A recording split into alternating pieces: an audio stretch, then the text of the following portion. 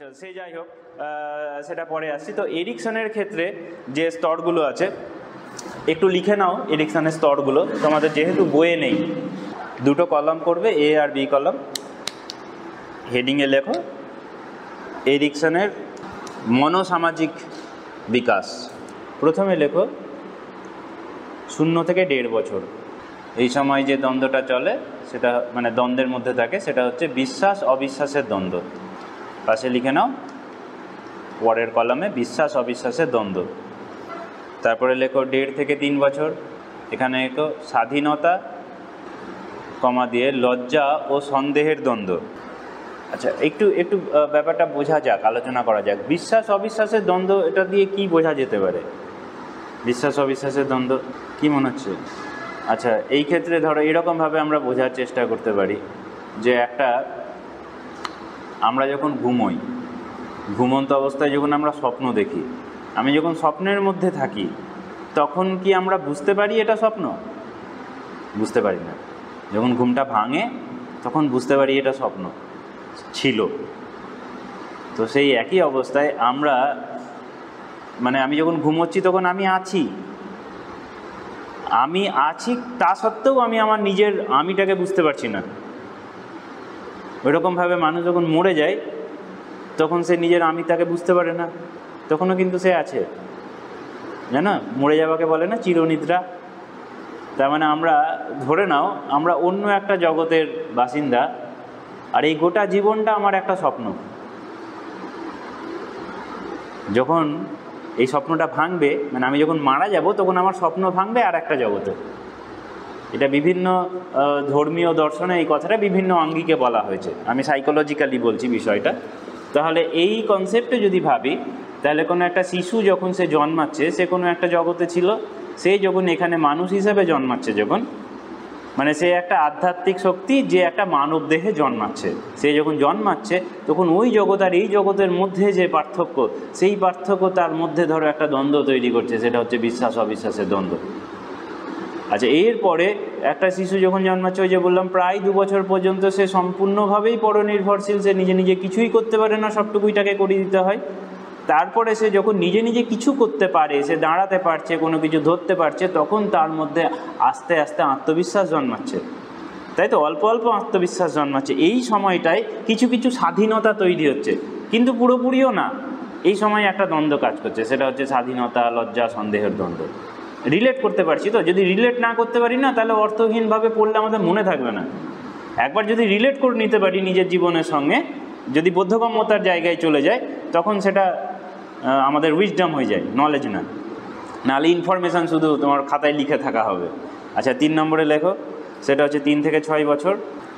3 থেকে 6 বছরে লেখো উদ্যোগ বনাম অপরাধ বোধ। দ্বন্দ্বটা কমন, উদ্যোগ ও লিখে নিতে পারো, উদ্যোগ ও অপরাধ বোধের দ্বন্দ্ব। দেখো এই সময়টা সে তার আত্মসম্পর্কে বেশ কিছুটা ধারণা জন্মেছে। সে নিজের গোটা শরীরের বিভিন্ন অংশগুলো সম্পর্কে সে অবগত হয়ে গেছে। একটা শিশু যখন প্রথম জন্মায়, আমরা যদি বিকাশের নীতি দেখি, বিকাশের নীতি অনুযায়ী সে মাথাটাই মূলত বেশি নাড়তে পারে, সেফালোকটাল টেন্ডেন্সি যেটা বলা হয়, সেফালোকটাল ট্রেন্ড, মানে মাথা থেকে পায়ের দিকে বিকাশটা ধীরে ধীরে যাবে। তাহলে সে প্রথমে, আমরা যেমন এখন আমি বলতে আমি মাথা থেকে পা পর্যন্ত আমি বুঝি, কিন্তু একটা বাচ্চা যখন জন্মায় সে মাথা থেকে পা পর্যন্ত আমি বোঝে না, তার ফিলই থাকে না, সে গোটা একটা শরীর। বুঝতে পেরেছো? তোমাদেরও ছিল না। দিয়ে তারপরে যখন আলাদা করে মাথা তুমি নাড়তে পারছো, তুমি যখন তোমার প্রথম আত্মবিশ্বাস কখন জন্মায় জানো? যখন তুমি প্রথম উপুর হতে শিখেছো। তার আগে যখন চিৎ হয়ে থাকে একটা বাচ্চা, গোটা জগৎটা তার কাছে উল্টো উল্টো লাগে, তখন সবাই তার কাছে রুলে ববলে এরকম করে এসে কথা বলে। হ্যাঁ, এবার এটা ভাবো, সে সামনে এত বড় বড় নাক চোখ মুখ দেখতে পাচ্ছে, এরকমভাবে সে সবাইকে এলিয়েনের মতন দেখছে। হ্যাঁ, এরকম সে বুঝতে পারে না, মানে সে যেরকমভাবে জগৎটাকে দেখে আর কি। সে প্রথম যখন উপুর হচ্ছে, উপুর হওয়ার পর দেখছে যাত্রী জগৎটা তো আসলে এরকম ছিল, আমি তো এতদিন উল্টো দেখে এসেছি, তাই না? এবং তখন সে আলাদা করে সব মানুষগুলো সবটা গোটাটা উল্টে গেল তার কাছে। এবং সে যেহেতু নিজে নিজে উল্টেছে, নিজে নিজে উল্টানোর ফলে টোটাল পার্সপেক্টিভ পাল্টে গেছে। এইটা তার মধ্যে যেমন ভয়ানক পরিবর্তন আনে মানসিক দিক থেকে, তো এইটা তার মধ্যে একটা ভয়ানক আত্মবিশ্বাসের জন্ম দেয়। সেই জন্য, এবং এটা আমরা সবাই জানি বলেই কোনো বাচ্চা যখন উল্টায় তাকে বাবা মা সবাই অ্যাপ্রিসিয়েট করে, তাই না? আচ্ছা, তারপরে কখন আসে সেই আর একটা আত্মবিশ্বাস তৈরি হয়? যখন বাচ্চা প্রথম দাঁড়াতে শেখে। যখন দাঁড়াতে শেখে তখনও বাবা মা অ্যাপ্রিসিয়েট করে, কারণ খুব গুরুত্বপূর্ণ এটা অংশ। দাঁড়াতে শিখছে কখন? উল্টাতে শিখছে, দাঁড়াতে শিখছে, হাঁটতে শিখছে, কথা বলতে শিখছে, সে জগতের সঙ্গে সে রিলেট করতে পারছে, আস্তে আস্তে বুঝতে শিখছে বিষয়টা, এবং এইগুলো তার মধ্যে আত্মবিশ্বাস তৈরি করছে। এগুলো খুব গুরুত্বপূর্ণ পদক্ষেপ, যার যত দেরি করে শুরু হবে তা বোঝা যাবে যে তার বিকাশ হয়তো ব্যাহত হয়েছে। তবে ব্যতিক্রম আছে।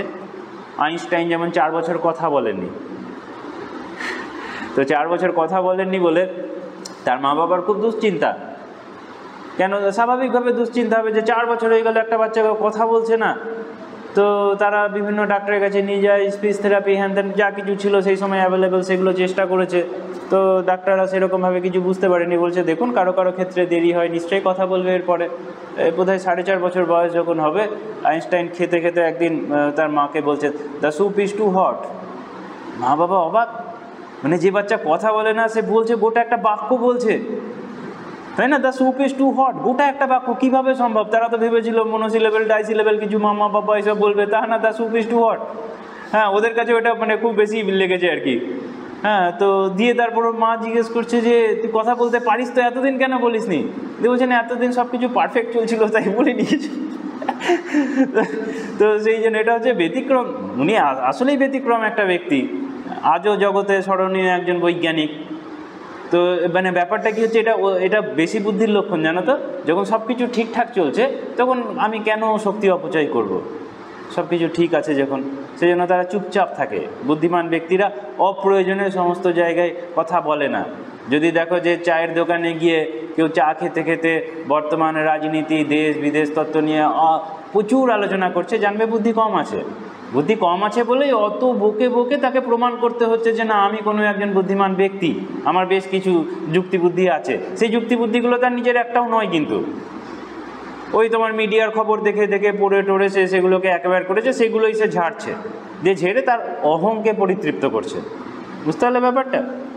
আচ্ছা, তারপরে পরেরটাই লিখবো 6 থেকে 12। 6 থেকে 12 লিখলাম নাকি? না, ওটা উদ্যোগ আর অপরাধ বোধের দ্বন্দ্ব লিখেছি। 3 থেকে 6 এই সময় উদ্যোগটা তৈরি হয়, যে উদ্যোগের ফলে সে কোনো কাজ করলে তার মনের মধ্যে অপরাধবোধ জন্মায়।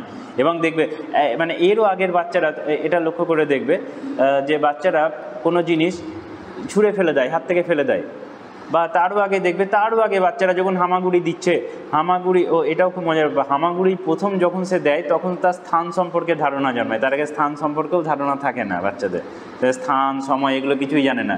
একটা বাচ্চা সময় জানে না, গতকাল সে জানে না, আগামীকাল সে বুঝতে পারে না, 5 বছর পর কী হবে ধারণা নাই একটা 3 বছরের বাচ্চা, তাই না? কারণ এগুলো আসলে এক্সিস্ট করে না। পরে সেগুলো আলোচনা করব। তো কোনো একটা শিশু যখন, যেটা বলছিলাম, সে প্রথম যে কোনো জিনিস নিয়ে সে মুখে দিয়ে দেয়। কেন মুখে দিয়ে দেয়? এর পেছনে সাইকোলজি কী আছে? ওই যে বললাম, আমাদের এই যে পেশিটা থাকে না, এইটা সব থেকে বেশি সেন্সিটিভ থাকে জন্ম থেকেই। তো ভাবো, তার বিকাশ হয়নি, তার বিকাশের ট্রেন্ড এখনও হাতের আঙুলে আসেনি। এখন কোনো কিছু আমরা হাতে স্পর্শ করে বুঝতে পারছি এর স্পর্শটা কীরকম ফিল করাচ্ছে, কিন্তু বাচ্চাদের হাতের চামড়াতে তো বিকাশ হয়নি। পরিণমন হবে যখন, তখন বিকাশ হবে। তো সে কোনো কিছু স্পর্শ করে বুঝতে হলে সে হাত দিয়ে না, সে মুখ দিয়ে স্পর্শ করবে। মানে মুখ দিয়ে দেখছে, সে স্পর্শ, গন্ধ সব কিছু, সে স্বাদ সব কিছু অনুভব করার চেষ্টা করছে এই দিয়ে। এটা অধিকাংশ ক্ষেত্রে বাবা মা বোঝে না, সে বাচ্চাকে মেরে দিল, যা দেখবে তাই মুখে দেওয়া, সব ঠাঁস করে মেরে দিল। হ্যাঁ, হয় এরকম অনেক ক্ষেত্রে। হ্যাঁ, বা তারপরে কোনো বাচ্চা ধরো আর একটু বড় হয়েছে, সে যখন গ্র্যাভিটি বুঝতে শিখেছে, সে যখন বুঝতে শিখেছে অভিকর্ষ, সে যখন দেখছে যে কোনো জিনিস পড়ে যায় নিচে। হ্যাঁ, মানে সেও একটা বাচ্চা, নিউটন, সে মানে আপেল কেন পড়ে যায় এই জাতীয়, সে ওটা রিয়ালাইজ করছে নিজের মতো করে। সে দেখছে কোনো জিনিস পড়ে যায়, বা কোনো জিনিস পড়ে গেলে এক রকম শব্দ হয়। সে যখন কাগজ ফেলছে সেটা এমনি এমনি করে ভেসে পড়ছে। সে যখন আবার থালা ফেলছে তখন সেটা পড়ে টুংটাং আওয়াজ হচ্ছে। এবার এইটার সঙ্গে সে বোঝার চেষ্টা করে জগৎকে এইভাবে, এবং তার সঙ্গে সঙ্গে সে লক্ষ্য করে দেখেছে সে যখন কোনো থালা ফালা ফেলে দিচ্ছে তখন তার বাবা মা একরকম রিয়াক্ট করছে, সে যখন আবার বাবা মার ফোনটা ফেলে দিচ্ছে তখন আর একরকম রিয়াক্ট। তো এইরকমভাবেও সে বুঝতে শেখে কোনটা কতটা গুরুত্বপূর্ণ। বুঝতে পেরেছো? সে গ্র্যাভিটি বোঝার চেষ্টা করছে, সে সামাজিকতা করার চেষ্টা করছে, কোনটা কতটা গুরুত্বপূর্ণ বোঝার চেষ্টা করছে। তো এইটাও বাবা মার অধিকাংশ ক্ষেত্রে বুঝতে পারে না, যে সে আসলে জগতের সঙ্গে রিলেট করার চেষ্টা করছে। এই ক্ষেত্রেও বাবা মারা যা খুব বাজে স্বভাব হয়েছে, সব কিছু ফেলে ফেলে দেবে এরকমভাবে। হ্যাঁ, তো এই টোটালটাই সাইকোলজি। দেখো, একটা বাবা মা যদি কিছুটা সাইকোলজি বুঝে যায়, তাহলে পেরেন্টহুড অসাম হয়, বাচ্চাদের চাইল্ডহুডও অসাম হয়, তাই না? এই জন্য প্রত্যেকটা উচিত, কিন্তু মানে আমার তো মনে হয় যে প্রত্যেকটা ছেলে মেয়ের উচিত সাইকোলজি, চাইল্ড সাইকোলজি বুঝে যাওয়া, যদি ভবিষ্যতে দেশকে উন্নত করতে হয়। কারণ উন্নত বাচ্চা হলেই তো দেশ উন্নত হবে। তো এইটার জন্যই জাপানে ওখানে 7-10 বছর পর্যন্ত বাচ্চাদেরকে পড়াই না, বই নেই পড়ার জন্য। আমেরিকাতেও তাই, এরকমভাবে আমাদের পাঠ্যক্রমের মধ্যে যেমন ঢুকিয়ে দেওয়া হয় ছোটো বয়স থেকে, নেই সেখানে। কিন্তু এইগুলো বোঝার জন্য যে সাইকোলজিক্যাল কনসাসনেস থাকা দরকার, আমাদের দেশে এখনও সেটা সম্পূর্ণভাবে তৈরি হয়নি, ধীরে ধীরে হচ্ছে। আচ্ছা, তাহলে 6 থেকে 12 বয়সে যেটা আসছে, উদ্যোগ ও হীনমন্যতার দ্বন্দ্ব। এর আগে যেটা অপরাধ বোধ ছিল, সেটা এখন হীনমন্যতা। হীনমন্যতা মানে আমি সম্পর্কে, আত্মসম্পর্কে ধারণাটা যদি ইনফিরিয়ার হয়, তাহলে সেটা হীনমন্যতা। আত্মসম্পর্কে ধারণা যদি খুব বেশি সুপিরিয়ার হয়, তাহলে সেটা অহংবোধ খুব বেশি, তাই না?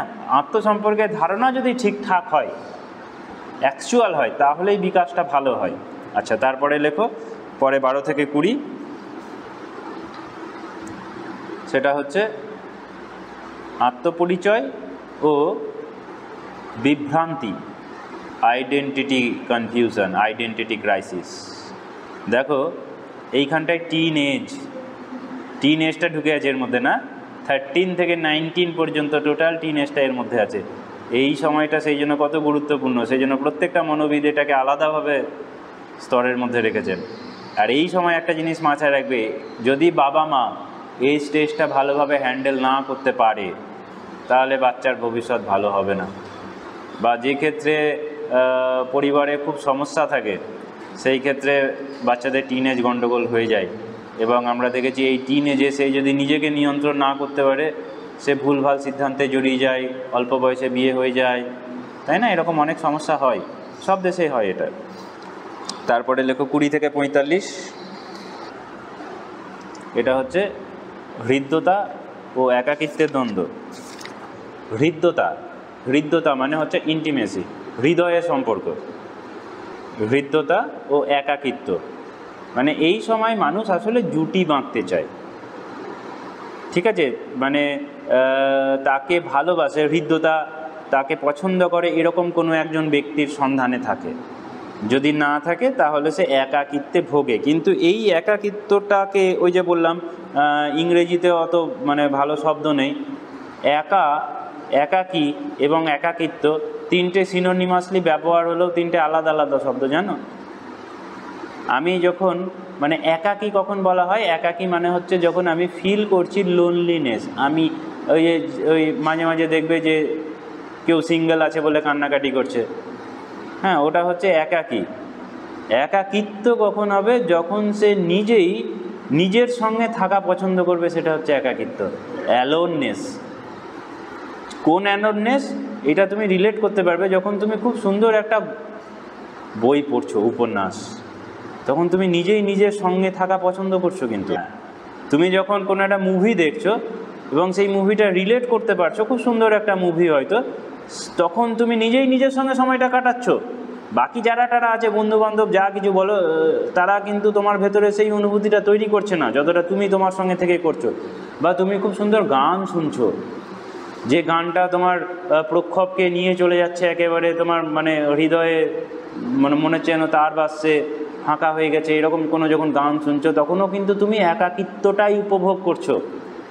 এবং এই একাকিত্ব উপভোগ করলে তুমি তোমার সঙ্গ ছাড়া আর কারো সঙ্গ যখন পছন্দ করবে না, এবং তুমি বুঝতে পারবে যে তুমি আসলেই ফুলফিল করছো নিজের জীবনকে, তখন তুমি একাকিত্বটাকে উপভোগ করছো। যে একাকিত্ব উপভোগ করতে পারে না, সে সারা জীবন একাকী অবস্থায় থাকে। এবং এই যে বলছে না যে আমি কারো হৃদ্যতা চাইছি, তুমি যখনই চাইছো কোনো কিছুর কাছ থেকে, মানে তুমি চাইছো কারোর সঙ্গে ইন্টিমেট সম্পর্ক তৈরি করতে, কেন তৈরি করতে? কারণ সেখানেও তুমি কিন্তু আসলে তোমাকেই খুঁজছো। এটা জানো কি, মানে কেউ যে একা বলে কাঁদছে, সে একা কাঁদছে কেন? সে কারোর সঙ্গে হৃদ্যতার সম্পর্ক গড়ে তুলবে। হৃদ্যতার সম্পর্ক গড়ে তুললে সে আসলে নিজেই নিজেকে খুঁজছে অন্যের মাঝে। আমি আয়নায় যেমন নিজেই নিজেকে দেখছি, সেরকমভাবে অন্য একটা ব্যক্তি যে আমাকে সবসময় ভালো বলছে, যে আমাকে অ্যাপ্রিসিয়েট করছে, আমি তার মাঝে নিজেকে খুঁজছি। আমাদের গোটা জীবনটাই কিন্তু নিজেকে খোঁজার চেষ্টা। যে যত তাড়াতাড়ি খুঁজে পেয়ে যায়, সে তত তাড়াতাড়ি একাকিত্বকে উপভোগ করতে পারে। যে খুঁজে পায় না, সারা জীবন সে দেখা গেল সে 5টা বিয়ে করেও সে একাকিই থাকবে।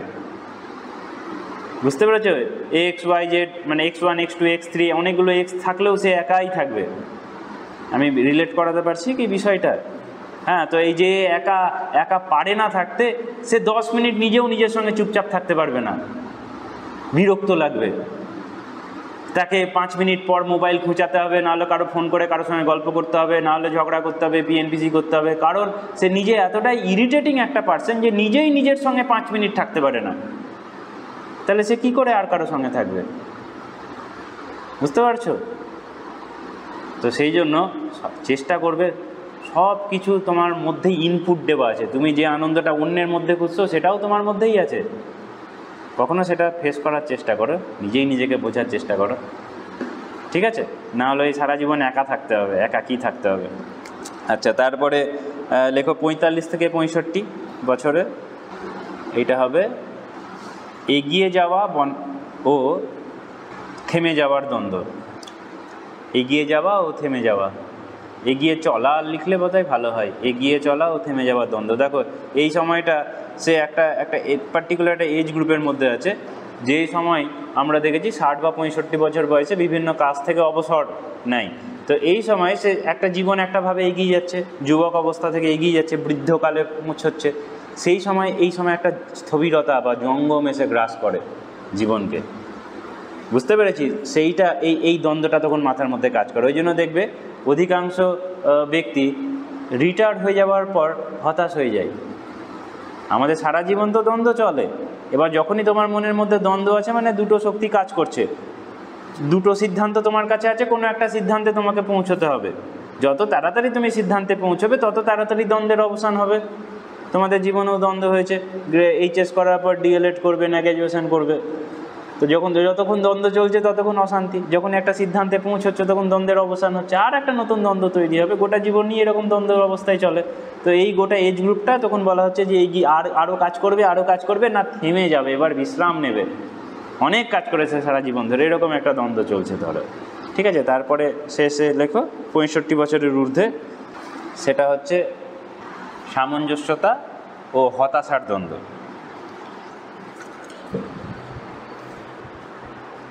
আচ্ছা, এই ক্ষেত্রে দুটো ট্রেন্ড আমরা আলোচনা করব। বিকাশের ট্রেন্ড যেটা বলে, একটা বিকাশের ট্রেন্ড তোমরা শুনেছ, সেফালো কর্ডাল, আর হচ্ছে প্রক্সিমো ডিস্টাল। এই দুটো ট্রেন্ড শুনেছ? বিকাশের নীতি, সেফালো কর্ডাল। সেফালো মানে কি?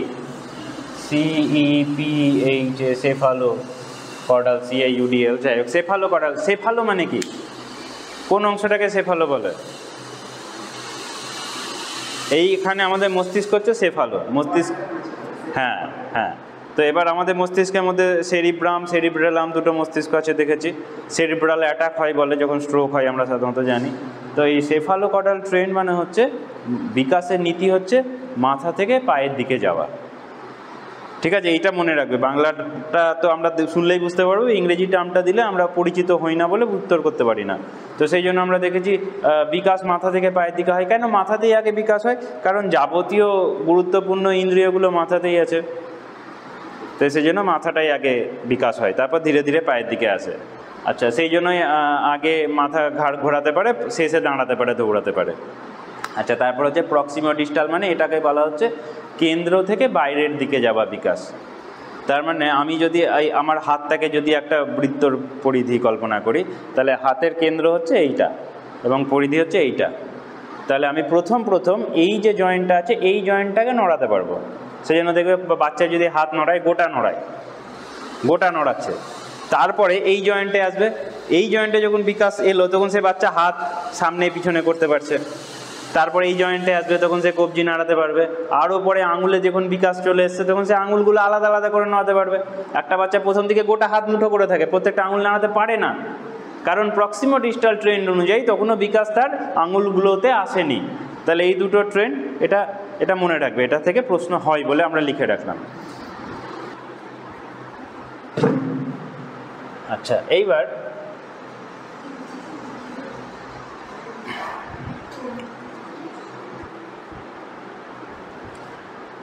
ওই সেফালোকডাল ট্রেন্ড যেটা আছে এটাকে ল অফ ডেভেলপমেন্ট ডিরেকশনও বলে।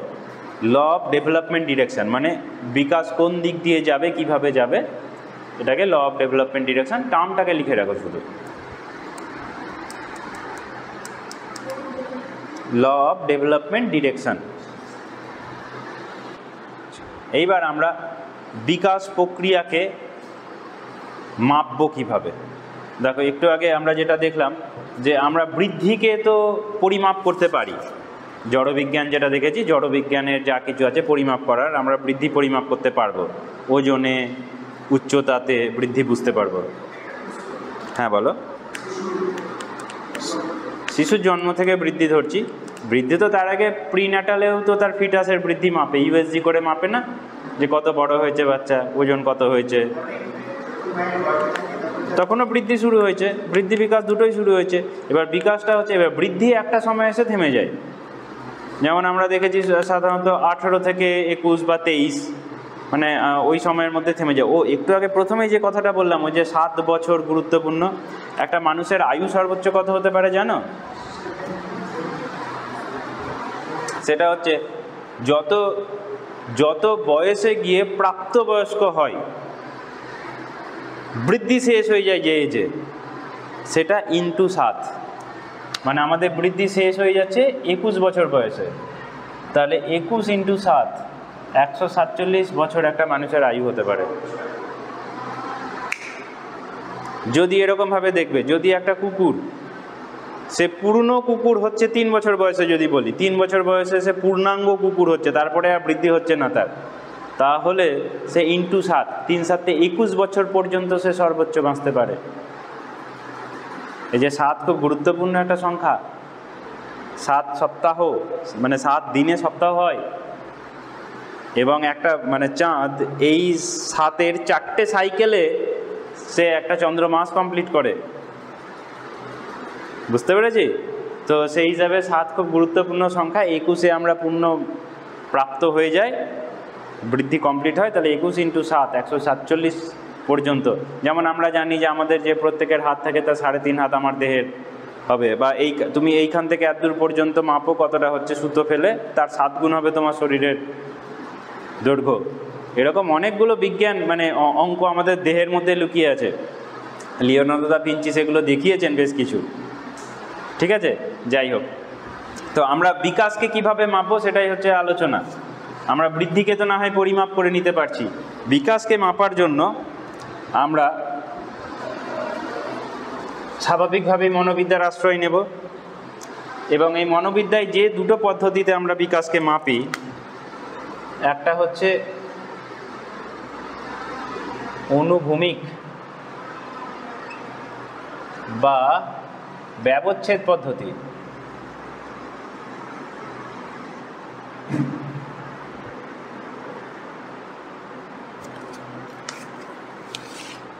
এইটাকে হরাইজন্টাল বলতে পারো, আবার মান নির্ণায়ক পদ্ধতিও বলা হয়। আমি এটা আলোচনা করে নিচ্ছি। তাহলে যখনই অনুভূমিক বুঝতে পারছি, তাহলে অনুভূমিকের সঙ্গে আর কি পদ্ধতি হবে, মানে অনুভূমিকের বিপরীতে, অনুভূমিকের বিপরীতে কি বলা হয়? উলম্ব। তাহলে আর একটা স্বাভাবিকভাবে আমি বুঝতে পারছি যেটাকে আলম্বিক পদ্ধতি বলবো। আলম্বিক পদ্ধতি। ঠিক আছে, লিখে নাও আলম্বিক পদ্ধতি। এটাকে বিকাশমূলক,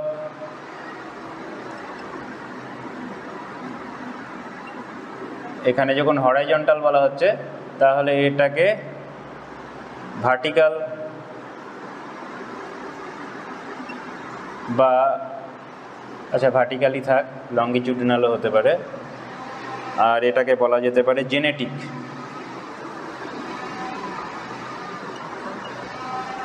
মেথড বা পদ্ধতি, এই বিষয়টা একটু বোঝা যাক।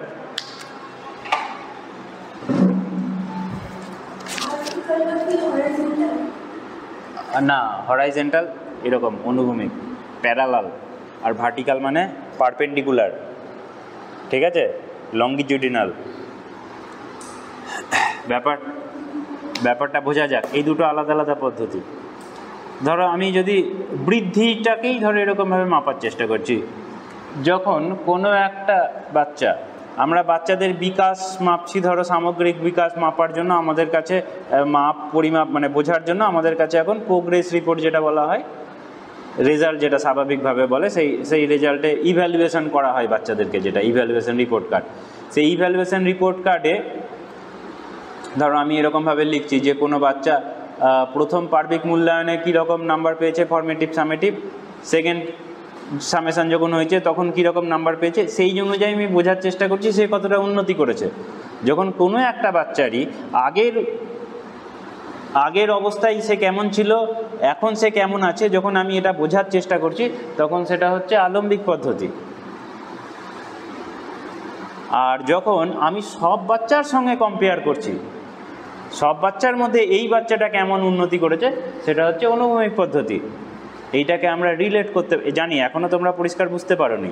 এবার এইটাকে মেজারমেন্টের মতো করে ভাবো। আমি চাইলাম যে একদিন আমি সব বাচ্চাকে ডেকে দেখবো কার হাইট কতটা। তাহলে আমি যখন ক্লাসের সব 30টা বাচ্চাকে ডাকলাম, 30টা বাচ্চার একটা অ্যাভারেজ হাইট থাকার কথা, অ্যাজ পার ম্যাচুরেশন এজ, একটা যে 6 বছরের বাচ্চার অ্যাভারেজ হাইট এতটা হওয়া উচিত, তাই তো?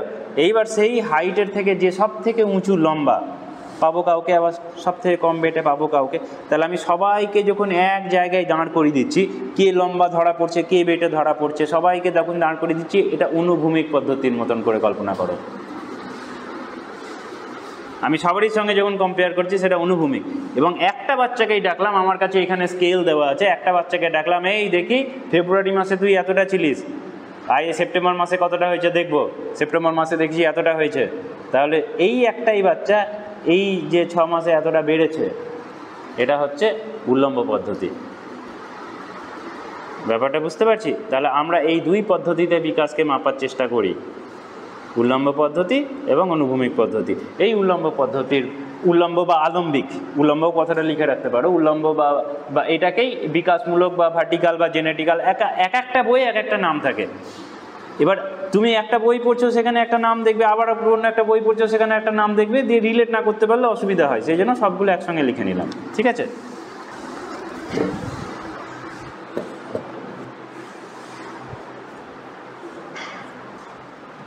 আচ্ছা, এইবার একটা শিশু, কিছু ডেটা থাকে, জ্ঞানমূলক প্রশ্ন থাকে।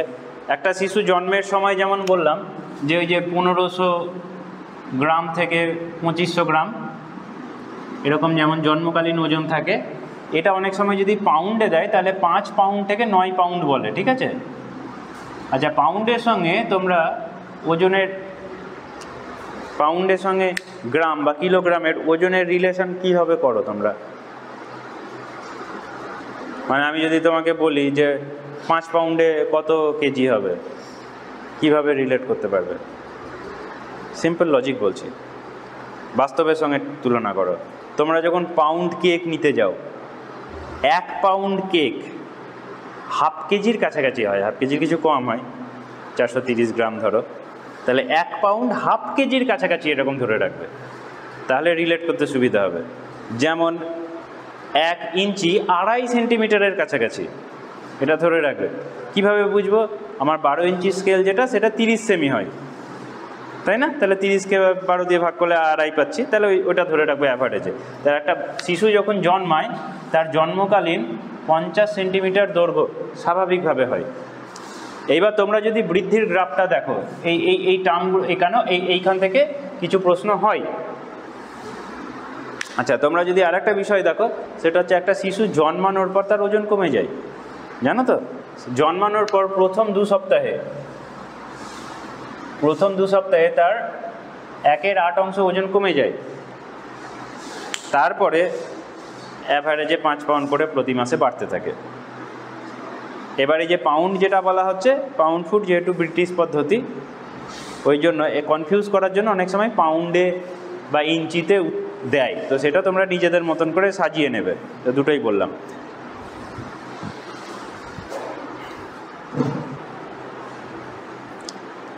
আর বিকাশের ক্ষেত্রে কোন কোন বিকাশ আমরা দেখেছি আমাদেরকে একটু জানতে হবে। দৈহিক, মানসিক। মানসিক বিকাশের মধ্যে ভাগ আছে, কি কি আছে বলো? প্রাক্ষবিক, সামাজিক, তাই না? বৌদ্ধিক, এরকমভাবে আলাদা আলাদাভাবে ভাগ আছে। তো এই বিভিন্ন ধরনের যে বিকাশ আছে, এগুলো তোমাদের বইয়ে আছে, দেওয়া আছে, ওগুলো অত দেখতে হবে না, লিখতে হবে না আলাদা করে। শুধু একটা কথা মনে রাখবে, সব থেকে কোন বিকাশটা গুরুত্বপূর্ণ সব বিকাশের মধ্যে? মানসিক। মানুষ না, কিন্তু লিখবো না মানসিক। মানসিক গুরুত্বপূর্ণ, কিন্তু সব থেকে গুরুত্বপূর্ণ দৈহিক। যদি দৈহিক বিকাশ না হয়, সব বিকাশ ব্যাহত হবে। বুঝতে পেরেছি? তো সেই জন্য যে দৈহিক বিকাশ শুরু হচ্ছে কীরকমভাবে, এই যে অঙ্গনওয়াড়ি সেন্টারগুলো কেন করা হয়েছে? যাতে শিশুরা পুষ্টিকর খাবার পায়, শিশুরা এবং তার মায়েরা। কারণ ইনিশিয়ালি যদি দেহের মধ্যে অপুষ্টি থাকে, তাহলে বাকি বিকাশগুলোও ব্যাহত হবে। কারণ দৈহিক বিকাশটা আগে কমপ্লিট হবে, কারণ আমার গোটা আইডেন্টিটিটাই তো আমার দেহকে কেন্দ্র করে, তাই না?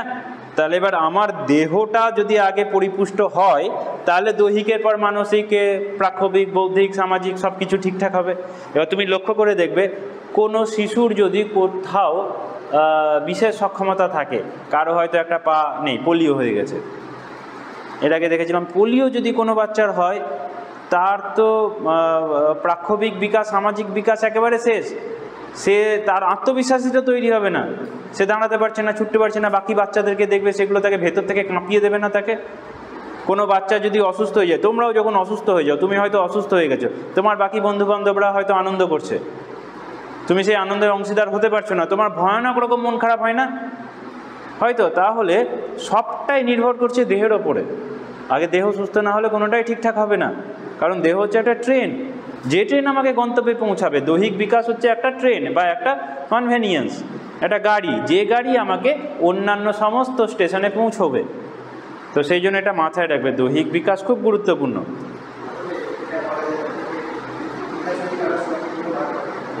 সব বিকাশ ব্যাহত হবে, মানসিক বিকাশ ব্যাহত হবে। এরপরে আরও যেগুলো আছে প্রশ্ন, যেমন হচ্ছে একটা স্কুলে ঠিকঠাক তোমার পরিবেশের জন্য, শিক্ষা গ্রহণ করার পরিবেশের জন্য কোন বিকাশ সব থেকে বেশি গুরুত্বপূর্ণ?